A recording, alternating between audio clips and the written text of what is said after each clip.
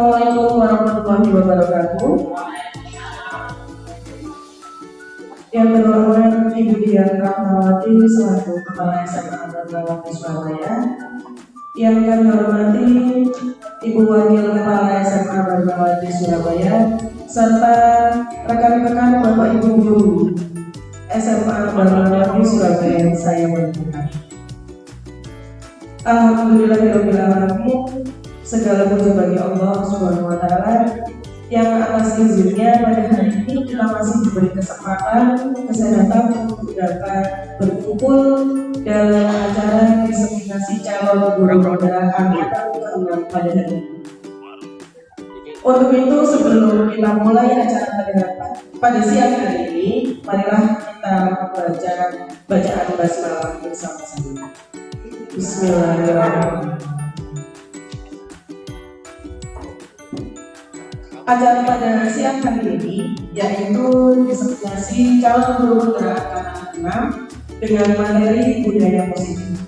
Perlu saya sampaikan di sini bahwa materi yang pada siang hari ini akan disampaikan oleh Ibu Novilia adalah salah satu topik yang ada di platform Merdeka Mengajar dengan topik disiplin positif. Jadi mungkin Bapak Ibu Guru bisa mendapatkan manfaat atau ilmu yang telah kami sampaikan pada siang hari ini dan kemudian bisa digunakan sebagai referensi untuk mengerjakan platform Merdeka Mengajar untuk topik budaya disiplin positif seperti itu. Karena terserah saya sendiri sudah mencoba untuk mengerjakan topik ini dan alhamdulillah materi yang kebetulan kami dapatkan pada pendidikan guru penggerak masih nyambung dengan materi topik disiplin positif yang ada di platform Merdeka Mengajar seperti itu. Untuk itu langsung saja acara pada siang hari ini akan disampaikan oleh Ibu Novilia Rahmawati Sarjana Pendidikan.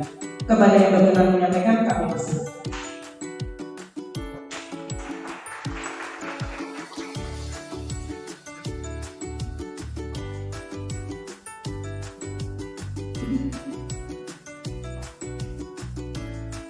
Baik, assalamualaikum warahmatullahi wabarakatuh.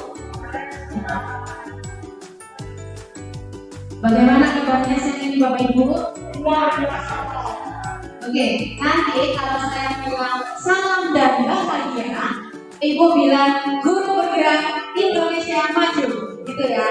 Nanti kalau saya bilang salam dan bahagia, Bapak Ibu jawab guru bergerak Indonesia maju. Mengerti? Oh diulangi.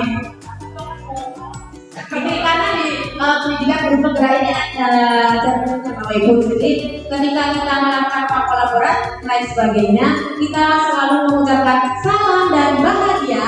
Jawabnya guru bergerak Indonesia maju, seperti itu. Guru bergerak Indonesia maju. Bukan guru bergerak. Baik, bisa dimulai Bapak Ibu. Baik, salam dan bahagia. Baik, tepuk tangan untuk Bapak Ibu guru semuanya. Baik Bapak Ibu, sebelum saya akan mewakili Bu Salisa dan Bu Fia, saya akan menyampaikan bab 1.4 tentang budaya positif. Sebelum materi saya sampaikan, izinkan saya untuk membagikan satu lembar kertas. Untuk Bu Fia saya bisa dibantu. Saya akan membagikan satu lembar kertas. Bapak Ibu tadi sudah bawa pulpen ya? Ya. Sudah bawa alat tulis ya? Oke, monggo silakan dilihat dulu kertasnya. Kertasnya masih bersih, belum ada isinya.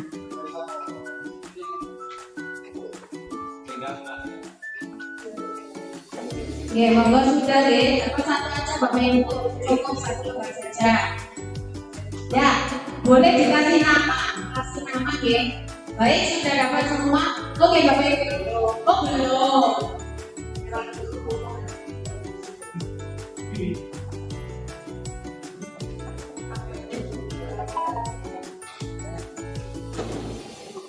Boleh, silakan Bapak Ibu tulis nama. Ini bukan ulangan ya Bapak Ibu, jadi nggak perlu khawatir nanti.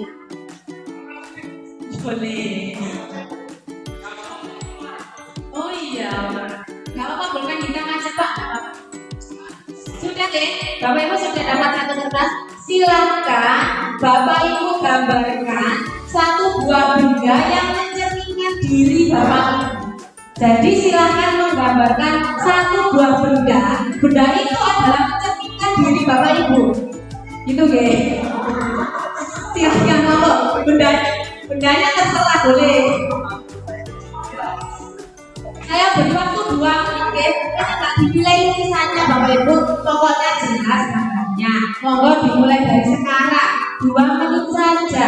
Jangan lama. Satu buah benda ya, satu gambar.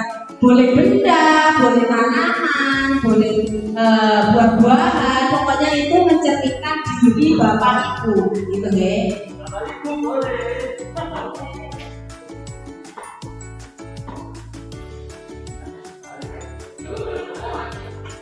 Sudah, tadi sudah selesai. Monggo gambar.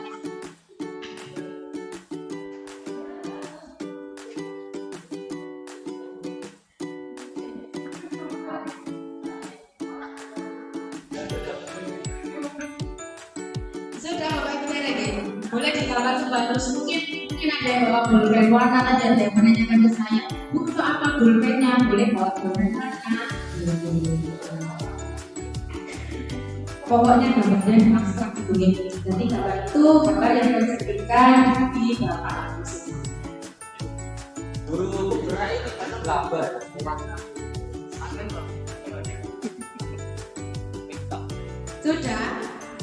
Sudah deh. Sekarang saya minta tidak saya tunjuk ke Bapak Ibu karena biasanya kalau di kelas kan kita tidak boleh menunjuk anak. Jadi anak biarkan mereka maju sendiri dengan keinginan mereka sendiri. Monggo siapa ibu yang mau maju untuk menjelaskan kenapa Bapak Ibu menggambar benda itu. Monggo Pak Aceh, monggo Pak Aceh. Oh ya, monggo Pak Aceh dulu ya, terus nanti Pak Ruli.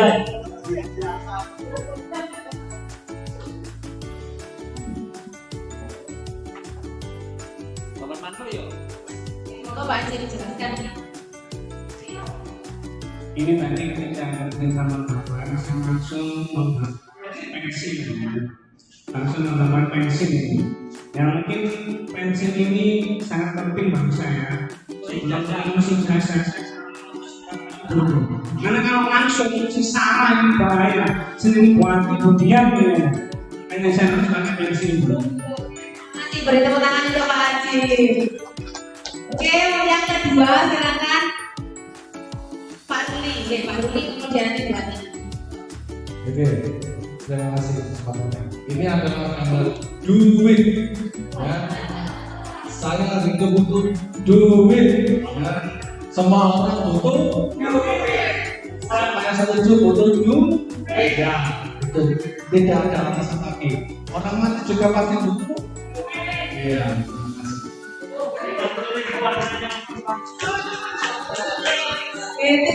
Terima kasih Pak Ruli. Baik, selanjutnya yang terakhir yang mau buat ini.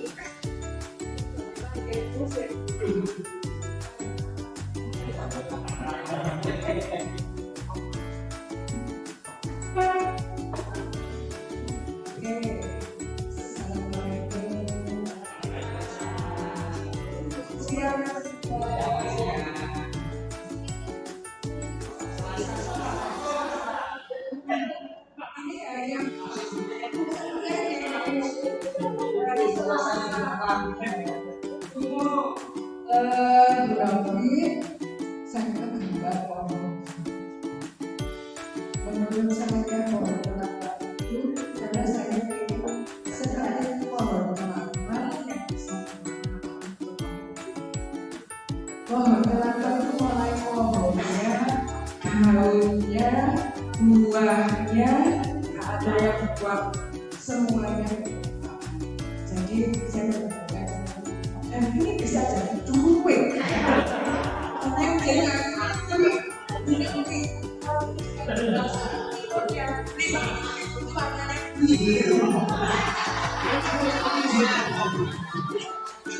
Terima kasih.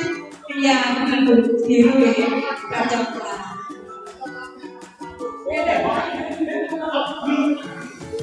Terima kasih untuk Pak Adri, Pak Ajib dan Pak Duli. Bapak Ibu yang mungkin belum harus nggak apa-apa nanti dibuat PK Bapak Ibu yang jawab. Bapak Ibu sudah memilih itu benda itu membuktikan di Bapak Ibu dimanapun Bapak Ibu. Gitu ya. Baik, saya akan langsung ke materi. Next, bisa Lisa. Nah, hari ini yang akan kami sampaikan adalah modul 1.4 mengenai budaya positif. Nah, budaya positif ini sangat menarik sekali dan menjadi bumerang bagi diri saya sendiri. Karena ketika kita menerapkan budaya positif di kelas itu ibaratnya itu berbalik terbalik 360 derajat dengan apa yang kita lakukan sekarang. Mungkin nanti Bapak Ibu akan merasa, oh seharusnya seperti ini. Apakah bisa sih budaya seperti itu kita terapkan di sekolah kita dengan latar belakang anak yang beraneka ragam? Baik, apa sih budaya positif? Budaya positif adalah nilai dan keyakinan yang pastinya menjadi kebiasaan-kebiasaan di sekolah yang berpihak pada murid. Ya, jadi di guru penggerak itu apa pembelajaran harus berpihak pada murid. Guru tidak boleh berpihak pada guru, tidak boleh. Guru hanya sebagai penuntun saja. Oke, next. Nah, capaian pembelajaran sebelumnya bisa. Capaian pembelajaran kita pada siang hari ini adalah Bapak Ibu guru panjenengan semua bisa memahami konsep budaya positif berdasarkan pada konsep perubahan paradigma. Paradigma yang sudah kita tahu sebelumnya kita ubah dengan paradigma yang baru sesuai dengan Ki Hajar Dewantara. Kemudian stimulus respon kepada teori kontrol, nilai-nilai kebajikan, disiplin, keyakinan kelas, dukungan, penghargaan, dan 5 kebutuhan dasar manusia, kemudian dengan segitiga restitusi. Kemudian Bapak Ibu guru semua bisa menerapkan budaya positif di lingkungan sekolah yang nantinya yang berpihak pada murid, yang nantinya akan menciptakan ekosistem sekolah yang aman dan memerdekakan murid seperti itu. Oke, jadi tujuan pembelajaran kita hari ini adalah itu 2 tadi. Baik, kita masuk ke pertanyaan pemantik. Bapak Ibu, saya mempunyai pertanyaan pemantik. Ya. Pertanyaan yang pertama, nanti Bapak Ibu jawab ya. Apakah hukuman dapat mendisiplinkan anak? Ya. Ya semua. Yang kedua, apakah memberi hukuman positif ya? Jadi hukuman yang positif misalnya membaca buku, mengaji, kemudian membersihkan kelas, itu dapat meningkatkan kedisiplinan anak, ya Pak Tidak? Ya. Kemudian yang terakhir, apakah pemberian penghargaan dapat meningkatkan motivasi belajar anak, ya Pak Tidak? Ya. Coba nanti kita lihat jawabannya di belakang ya. Tadi Bapak Ibu jawabnya ya semua. Oke.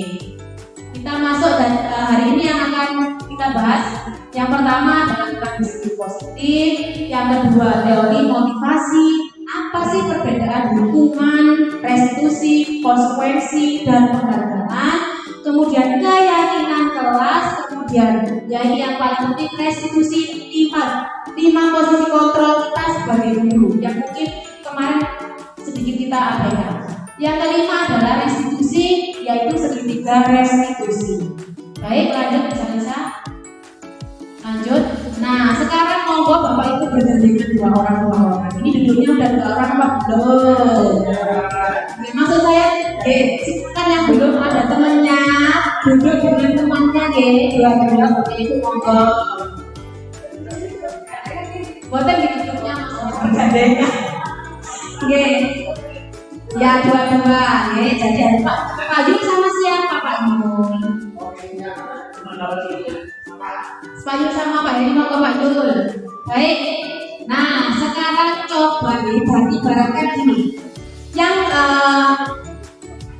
orang A itu mempunyai suatu benda di tangan kanan, benda itu sangat berharga diri Ibu, diri Bapak Ibu. Misalkan saya punya benda di tangan saya ini sangat berharga, terus mau saya lepas, itu sebagai posisi A.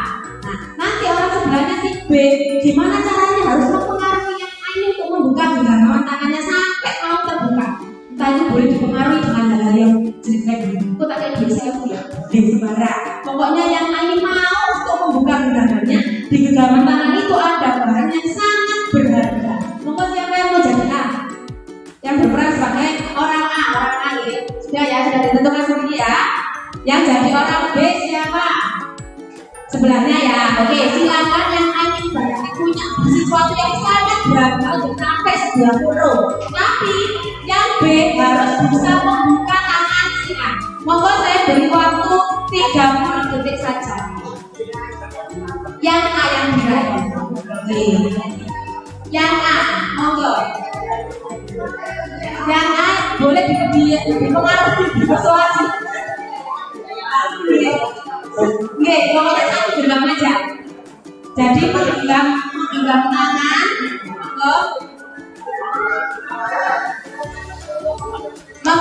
tangannya. Pokoknya yang B, yang A ini mau membuka genggamannya, boleh di sini, boleh sembarang. Pokoknya mau untuk membuka.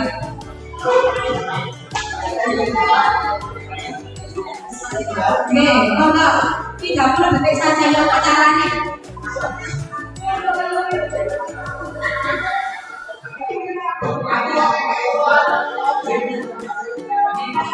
Sudah ya? Sudah ya? Ya sudah. Sudah. Oke, Bapak Ibu, apakah tadi yang A ada yang berhasil terbuka tangannya? Gak berhasil atau membuka? Gak mau, kenapa? Sangat berharga nih. Mau. Nah, sekarang pertanyaan saya. Dalam kegiatan tersebut, sesungguhnya siapa yang memegang kendali atau kontrol untuk membuka dan menutup tangan? Siapa yang memegang kendali? Ya, diri sendiri. Seperti itu. Jadi yang memegang kendali itu diri sendiri. Yang bisa mengendalikan kita adalah diri sendiri. Tidak boleh dipengaruhi oleh orang lain. Oke, next saja. Meskipun dipilih-pilih dulunya nanti tidak perlu Bapak Ibu. Nah, ini oh ya, sudah ya. Kalau sini paradigma stimulus respon yang selama ini kita tahu bahwa kita mencoba merubah orang agar berpandangan sama dengan kita. Padahal teori kontrolnya adalah kita berusaha memahami pandangan orang lain tentang dunia, gitu ya. Jadi kita nggak boleh memaksakan kepada orang untuk diri kita, tidak boleh. Ya, yang kedua, perilaku buruk dilihat dari suatu kesalahan. Tidak ada, karena setiap kegiatan atau setiap tindakan itu pasti ada alasan dan mempunyai tujuan.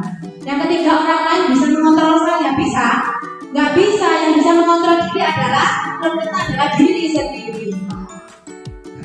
Kemudian pemaksaan ada pada saat rujukan gagal. Misalnya kalau keluarga sama ahli orang tua kalau ini tidak boleh seperti itu ya. Harusnya berkolaborasi dengan temannya, kemudian nanti menciptakan pilihan-pilihan yang baru. Itu contoh di kolaborasi. Oke, jadi yang mengontrol diri kita adalah diri kita sendiri. Lanjut Bu Salisa. Nah, sekarang ketika Bapak Ibu melihat mendengar kata disiplin, apa yang tadi bukan Bapak Ibu tentang disiplin? Tidak melanggar aturan, apa lagi? Taat peraturan, taat peraturan dan lain sebagainya. Nah, disiplin adalah, disiplin itu artinya belajar. Disiplin telah berubah menjadi sesuatu yang dilakukan seseorang pada orang lain untuk mendapatkan kepatuhan. Cenderung umum adalah menghubungkan kata disiplin dengan ketidaknyamanan, bukan dengan apa yang kita hargai atau pencapaian suatu tujuan. Jadi disiplin itu adalah suatu aturan yang kita lakukan. Ya. Oke, lanjut bisa Lisa. Lanjut. Nah ini nilai-nilai kebajikan universal. Dengan mengajarkan nilai-nilai kebajikan yang diyakini seseorang akan motivasi intrinsik akan terbangun sehingga menggerakkan motivasi diri dalam untuk dapat mencapai tujuan mulia yang diinginkan. Nilai-nilai kebajikan itu ada banyak Bapak Ibu, tapi yang lagi ngetren saat ini adalah yang sesuai dengan profil pelajar Pancasila. Apa aja yang harus beriman? Yang pertama apa? Beriman, kemudian mandiri, bernalar kritis, berkebinekaan, bergotong royong dan kreatif. Lanjut. Yang kedua adalah motivasi, hukuman dan penghargaan serta restitusi. Nah, ini yang menarik. Oke, yang pertama teori motivasi terhadap perilaku manusia. Manusia berperilaku itu pasti kan ada motivasinya. Entah itu motivasi ekstrinsik atau motivasi intrinsik. Misalkan untuk menghindari ketidaknyamanan atau hubungan, apa yang akan terjadi apabila saya tidak melakukannya, itu motivasi eksternal. Misalnya saya nggak bawa buku tugas matematika, nanti saya disuruh Bu Romi maju menerangkan di depan, itu motivasi eksternal, bukan dari diri dia sendiri. Kemudian ada yang untuk mendapatkan imbalan dari orang lain. Nah, ini biasanya gini Bapak Ibu, saya tak berangkat tepat waktu biar transport saya tidak kepotong. Itu termasuk motivasi eksternal. Harusnya kita berangkat tepat waktu supaya kita menjadi contoh buat anak-anak, hadir dengan tepat waktu. Kemudian yang kita inginkan sebenarnya adalah motivasi secara internal, yaitu saya akan menjadi orang seperti apa sih apabila saya melakukan seperti itu. Lanjut. Nah, ini merdeka menurut Ki Hajar Dewantara. Bapak Ibu, merdeka itu apa? Merdeka itu apa? Bebas. Terus tidak ketika semaunya sendiri, enak nyaman gitu. Ya memang benar. Jadi merdeka itu artinya tidak hanya terlepas dari perintah, akan tetapi juga cara buat memerintah diri sendiri. Jadi meskipun diberikan kebebasan, kita tidak boleh lepas ya. Jadi meskipun dibebaskan, kita harus tetap bertanggung jawab terhadap diri sendiri. Nah ini tadi kan Bapak Ibu bilang, jika anak itu didukung atau diberikan penghargaan, maka anak itu akan menjadi termotivasi untuk belajar gitu ya. Iya ya jawabannya. Padahal salah ya. Jadi kita tidak boleh memberikan penghargaan kepada anak. Iming-iming penghargaan kepada anak, karena penghargaan itu adalah sama dengan hukuman. Menurut Afikun gitu ya, mengungkapkan baik penghargaan maupun hukuman adalah cara-cara kontrol perilaku seorang yang menghancurkan potensi untuk pembelajaran yang sesungguhnya. Betul, secara ideal tindakan belajar itu sendiri adalah penghargaan yang sesungguhnya. Jadi misalkan Bapak Ibu, saya lakukan di kelas, saya akan memberikan poin untuk anak yang maju, itu salah. Masih saya lakukan sampai sekarang, padahal itu salah. Jadi misalkan maju dapat poin itu akan mematikan potensi yang lain. Anak-anak yang nggak maju selamanya tidak akan maju, gitu. Jadi tidak boleh bagaimana dihindari. Jadi tidak boleh memberikan iming-iming penghargaan supaya anak-anak ini mau belajar. Ya, jadi kita menilai proses belajar anak itu seperti apa.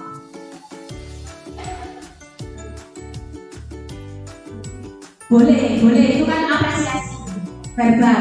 Boleh. Misalkan kita memberikan penghargaan, poin, hadiah, coklat dan lain sebagainya, itu tidak boleh. Ya, sebentar. Jadi gini, didukung oleh penghargaan. Kenapa kita memberikan penghargaan tidak boleh, tidak dianjurkan? Nah, penghargaan itu sama dengan hukuman. Artinya apa? Dalam arti meminta atau membujuk seseorang melakukan sesuatu untuk memenuhi suatu tujuan tertentu. Hanya membujuk saja. Kalau misalkan kita tidak memberi penghargaan, anak itu tidak akan melakukannya. Seperti itu. Ini pengaruh jangka pendek dan jangka panjang. Dia bilang penghargaan itu jangka pendek, dia tidak efektif. Kita tidak memberi penghargaan, suruh maju, nggak ada yang maju. Coba nanti, ayo maju, saya beri poin 5, maju sampai 1. Dan itu tidak boleh seperti itu. Kemudian penghargaan mengurangi ketepatan, penghargaan tidak efektif, penghargaan merusak hubungan antar teman dan saya sendiri. Bu, sing maju itu wajar, tapi terlainnya nggak bisa maju seperti itu. Tidak boleh, jadi mematikan kreativitas anak itu tidak boleh. Lanjut. Nah ini saya punya beberapa kalimat nih. Monggo Bapak Ibu ini kita tentukan termasuk hukuman atau konsekuensi. Nanti saya jelaskan di belakang apa itu hukuman, apa itu konsekuensi. Yang pertama, mencatat 100 kali dalam buku kalimat saya tidak akan terlambat lagi karena terlambat ke sekolah. Termasuk hukuman atau konsekuensi?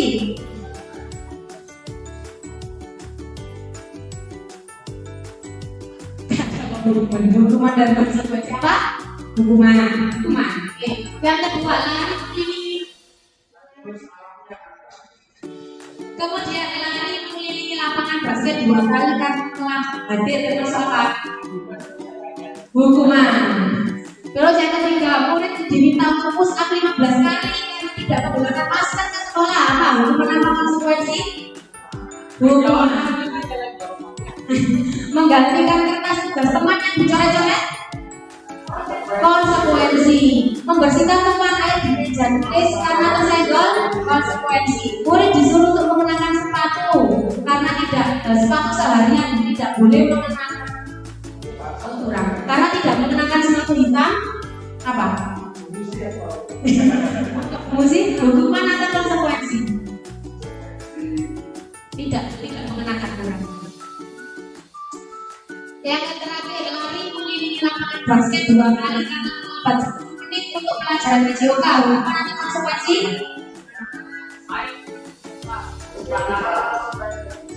Nah, berarti konsekuensi Pak Mas. Oke, konsekuensi. Baik, coba kita lihat jawabannya. Ini mencatat 100 kali dalam buku kalimat, biasanya dulu itu mencatat rumus ya.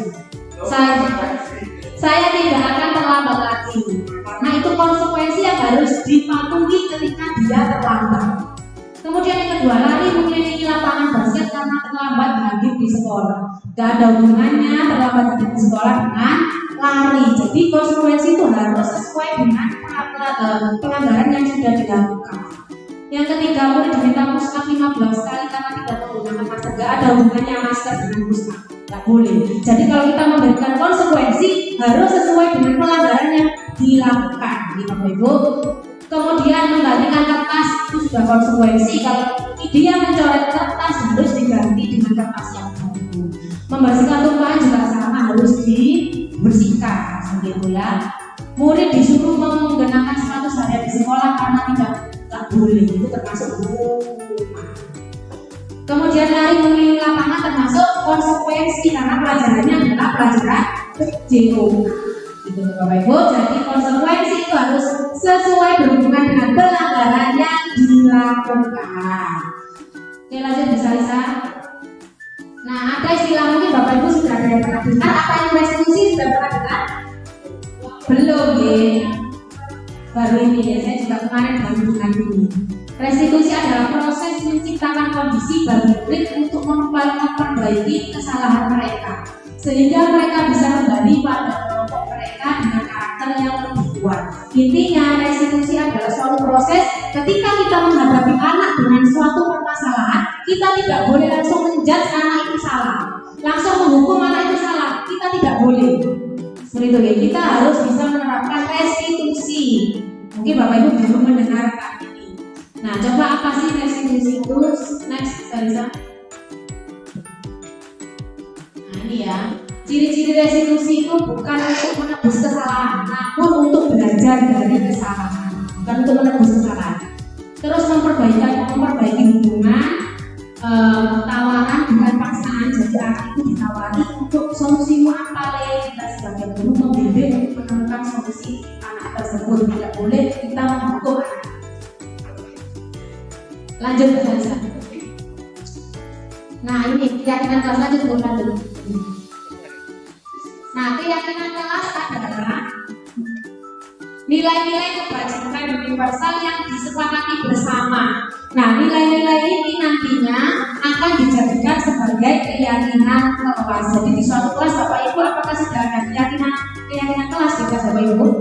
Sudah terbentuk keyakinan kelas? Sudah? Apakah ada nilai-nilai yang harus dipatuhi di kelas? Belum. Kalau belum bisa dibuat gitu.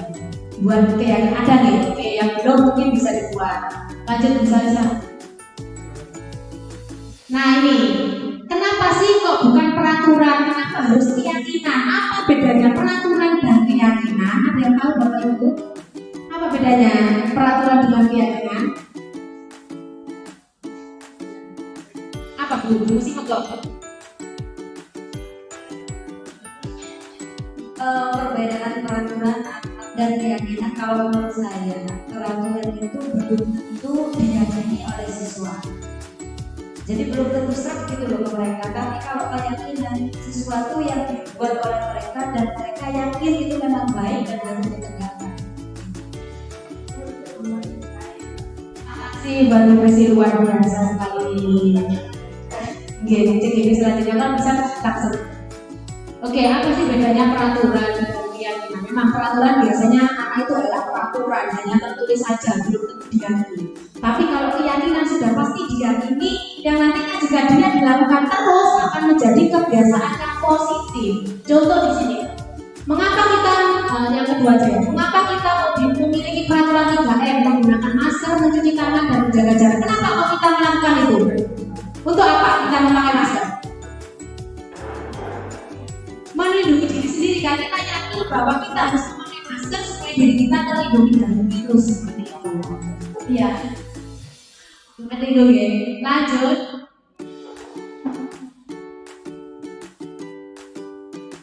Oke, nah ini peraturan kelas. Kemarin sudah saya buat peraturan kelas di 12.41, Musa Lisa di 12.43.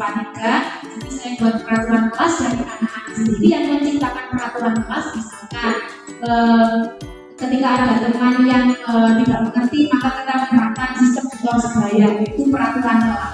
Nah, peraturan kelas itu nanti akan kita yakini bersama, kita jadikan kebiasaan yang nantinya kita yakini bersama untuk dijadikan keyakinan kelas. Nah, keyakinan kelas itu nanti akan kita lakukan secara terus-menerus, kita yakini nanti akan menciptakan lingkungan positif di kelas dan nantinya akan menjadi budaya positif di sekolah, berawal dari kelas dulu. Nanti diharapkan setiap kelas mempunyai keyakinan kelas masing-masing, seperti itu.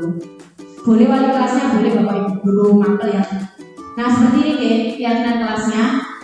Jadi membuat keyakinan kelas apa, nilainya apa. Jadi misalkan datang ke kelas tepat waktu, itu peraturannya. Keyakinan kelasnya apa? Disiplin, seperti itu. Nah ini jadi ini sudah. Nah ini yang akan kita diskusikan sebentar saja 5 menit. Kita akan mempelajari 5 posisi kontrol guru. Selama ini Bapak Ibu kira-kira ada di posisi yang mana? Guru itu ada 5 posisi kontrol. Yang pertama sebagai penghukum, kemudian ada yang pembuat rasa bersalah, yang ketiga sebagai teman, yang keempat sebagai pemantau, yang kelima adalah sebagai manajer. Selama ini Bapak Ibu jika ketemu anak yang mungkin kurang mematuhi peraturan Bapak Ibu atau peraturan sekolah, Bapak Ibu berada di posisi yang mana? Posisi guru yang mana? Kita bahas salah satu-satu.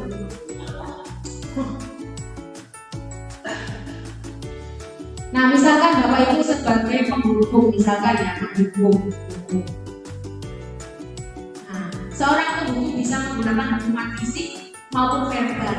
Contoh kalimatnya, patuhi aturan saya. Awas kamu ya, nggak patuhi. Kayak gitu contoh kalimatnya. Pernah Bapak Ibu? Nggak pernah ya? Kamu selalu saja salah.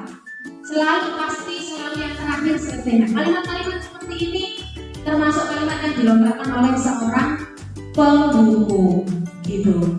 Lanjut, pembuat merasa bersalah.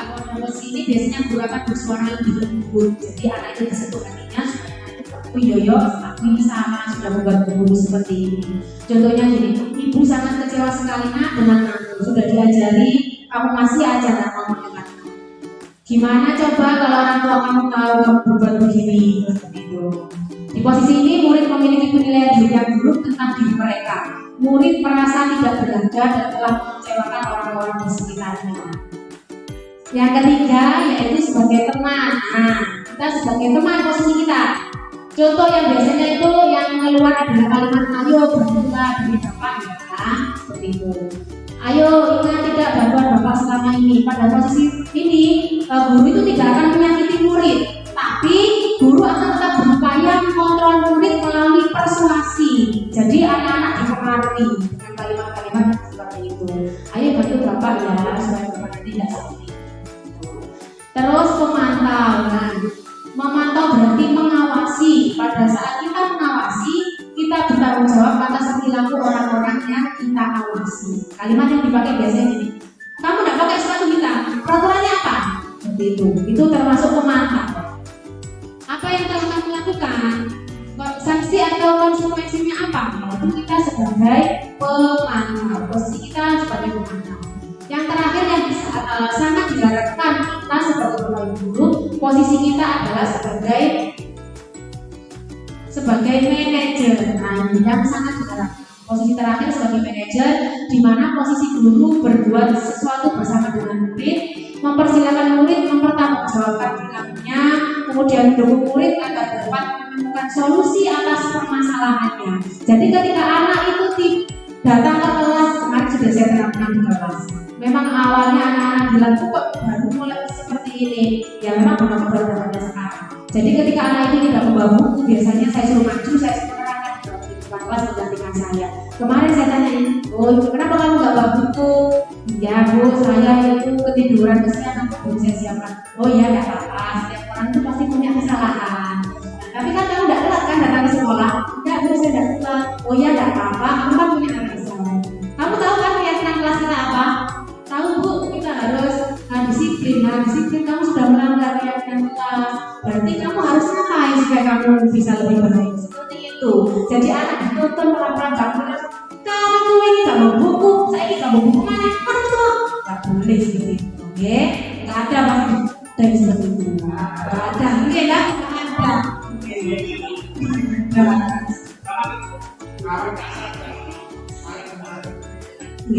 Nah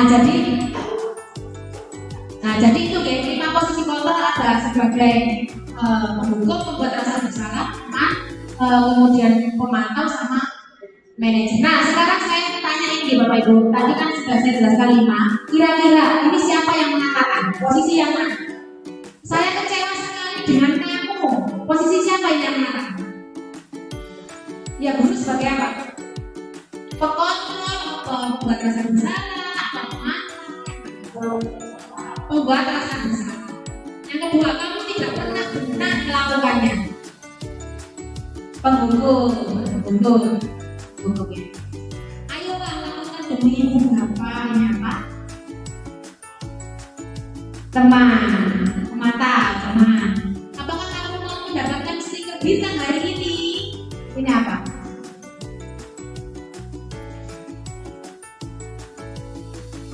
Mendapatkan stiker bintang. Berarti itu gak ada.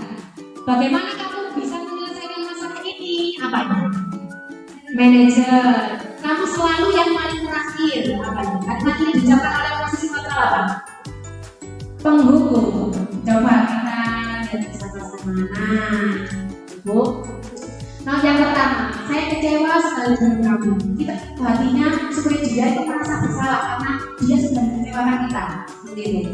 Jadi nanti kalau misalnya di kelas, sabar. Memang sulit sekali terapkan kita biar bisa. Kamu tidak pernah benar melakukannya. Itu penghukum. Tidak pernah. Anak itu nggak mungkin tidak pernah benar. Nggak boleh seperti itu. Ayolah lakukan demi bapak ibu ya. Itu sebagai teman kita membuatkan kita sebagai teman. Apakah kamu mau mendapatkan stiker bintang hari ini? Memang termasuk penghargaan. Tapi jika kita sisihkan ke posisi kontrol ini termasuk pemantau. Jika dia mau maju dapat stiker bintang seperti itu. Tapi disarankan tidak diberikan stiker. Oke, bagaimana kamu bisa menyelesaikan masalah ini? Ini termasuk manajer yang diharapkan posisi guru yang seperti itu. Kamu selalu yang paling terakhir, pasti ini adalah penghukum seperti itu ya Bapak Ibu. Jadi diharapkan kita sebagai teman, pemantau dan manajer dua atas dihilangkan. Pembuat rasa bersalah tidak perlu, penghukum juga tidak perlu, dihilangkan mulai sekarang.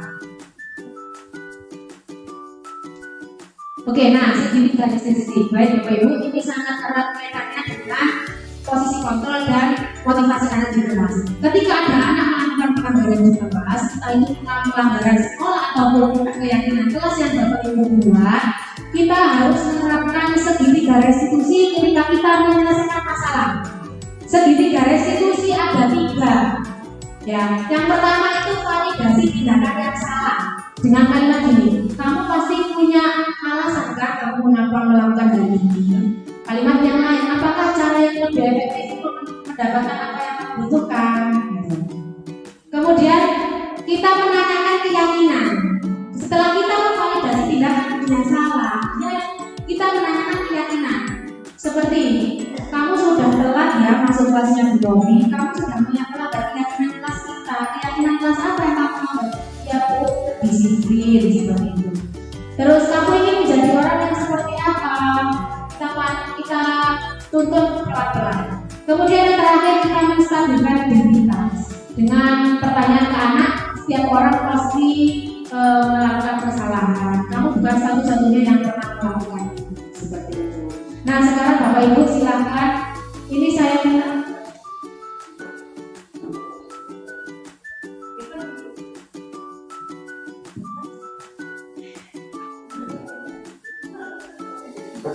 Oke Bapak Ibu, demikian materi yang dapat saya sampaikan. Mungkin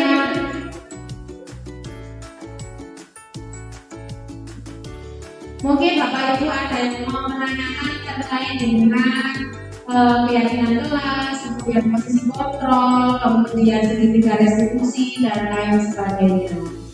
Memang materi ini sebenarnya tidak cukup untuk 1 jam. Ini tadi sebenarnya ada tugas kelompok karena memang waktunya sudah habis.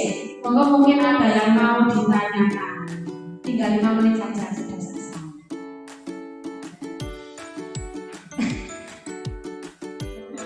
Sudah Pak? Oh iya Pak Tuli, monggo Pak Tuli. Nah baik, terima kasih ya. Untuk pertanyaan yang kedua, monggo mungkin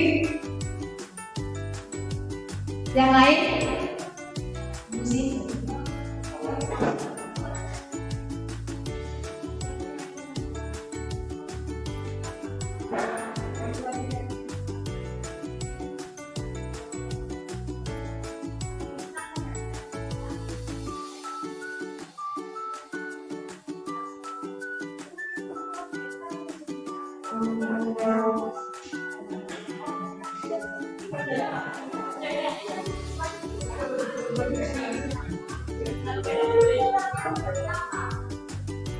Baik, terima kasih. Baik, saya akan menjawab dulu. Kamu udah gini? Duh, ya Allah, sorry. Nanti ya. Baik, saya akan mencoba menjawab pertanyaan dari Pak Tuli. Dari semua materi, seberapa efek lakukan di Surabaya Utara? Ya memang sangat berat sekali Pak, memang. Ini memang saya lakukan di kelas ya. Ini saya cerita apa adanya. Waktu itu kalau di kelas saya, di kelas 45 sama kelasnya Pak Tuli.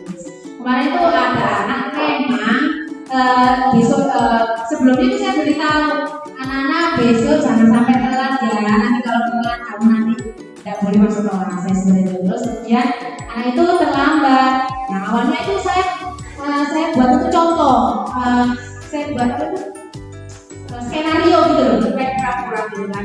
Kemudian besoknya anak itu melakukan lagi. Nah saya melakukan seperti itu kayak bukan saya, anak itu nih. Kenapa udah kumpul? Ya Bu, saya tertidur, nggak apa-apa. Coba Bapak Ibu cek itu. Oh, nggak apa-apa. Setiap orang pasti punya ukuran, pasti mempunyai kesalahan.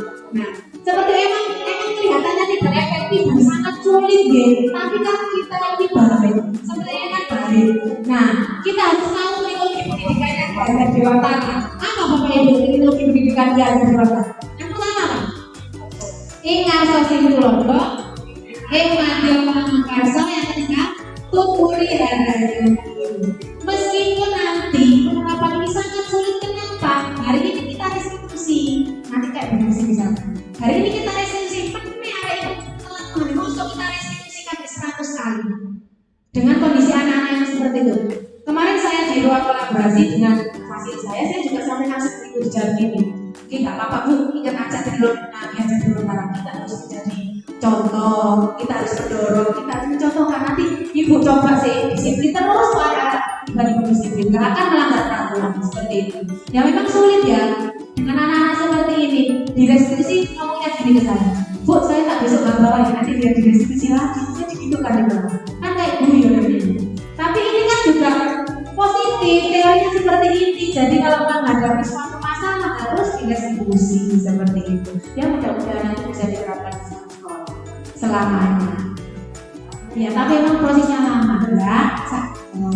Pokoknya penerapan itu itu suwabar ya, 15. Oke, terus monggo Bu Salisa bisa menjawab pertanyaan Bu Lucy. Jadi ya proses belajarnya seperti apa nggak tahu. Jadi mereka hanya mengerjakan tugas lewat baskingan bablas tidak tahu, tidak tahu isinya. Memang yang ditakuti itu bukan berarti anak bisa mencerna materi itu dengan baik ya. Misalkan saya cerita ini bukan cerita kayak pamer dekat gitu ibu. Jadi di kelas 12 saya sedang mengajar matematika dan memang anak-anak itu kaget dengan saya, bu kok ngajar matematika ya. Kemudian yang namanya salah satu anak itu dia nggak pernah dengarkan. Pasti Pak Dimas tahu sendiri siapa.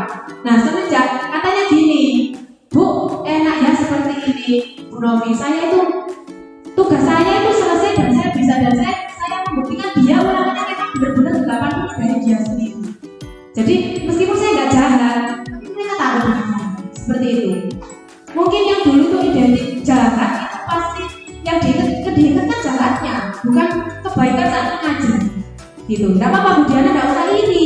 Mungkin Bu Diana nanti diingat, oh ya Bu Diana harus sabar. Saya tahu ternyata proses kimia itu seperti ini ya. Nanti guru satunya, halah kalau bunga ngamuk toh tugas mati gitu toh. Yang diingat anak itu hanya sifatnya aja, bukan proses belajarnya begitu. Seperti itu. Jadi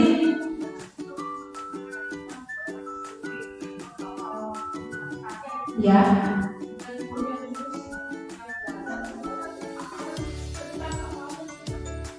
Ya memang ada beberapa itu karena tertekan, ya tertekan. Tapi coba pendekatan pelan-pelan seperti yang saya lakukan. Jadi pelan-pelan ke anak, kita buat anak itu nyaman dengan kita. Nanti pasti anak itu bisa. Ya meskipun nggak perlu saya sebutkan, di part 2 itu ada. Jadi anak itu bilang gini, oh enak ya Bu ya, ternyata itu mudah ya. Memang saya buat pertama itu mudah disik soalnya mudah, terus saya buat sulit dia bisa. Tapi yang itu saya harus sabar. Gitu, sabar. Mudah-mudahan bisa, pasti bisa Bapak. Pasti bisa, nggak ada orang anak itu nggak takluk nggak ada. Kalau kita bisa fasilitasi dengan baik, anak-anak pasti bisa. Gitu. Ya, mudah-mudahan nih Bapak Ibu, mudah-mudahan budaya positif ini nanti kita sama-sama terapkan di kelas ke diri Bapak Ibu. Bapak Ibu harus yakin bahwa kita yang guru hikmat ke Mangun Kaso. Apa pertama? Ngaso sing tulodo, adil Mangun Kaso, tuturi hadaya. Sebelum saya tutup, mari kita salam dulu. Ketika saya bilang salam dan bahagia, Indonesia maju. Baik, terima kasih. Wassalamualaikum warahmatullahi wabarakatuh. Ya demikian penyampaian dari Bu Novi Darmawati. Terima kasih atas waktunya Bapak Ibu Guru. Kembali lagi kita sudah memahami 5 posisi kontrol. Jadi kita sendiri yang harus bisa menyesuaikan kapan kita sebagai pendukung, kapan kita sebagai pemantau, kapan kita sebagai manajer dan lain sebagainya. Terima kasih. Billahi taufiq wal hidayah. Assalamualaikum warahmatullahi wabarakatuh.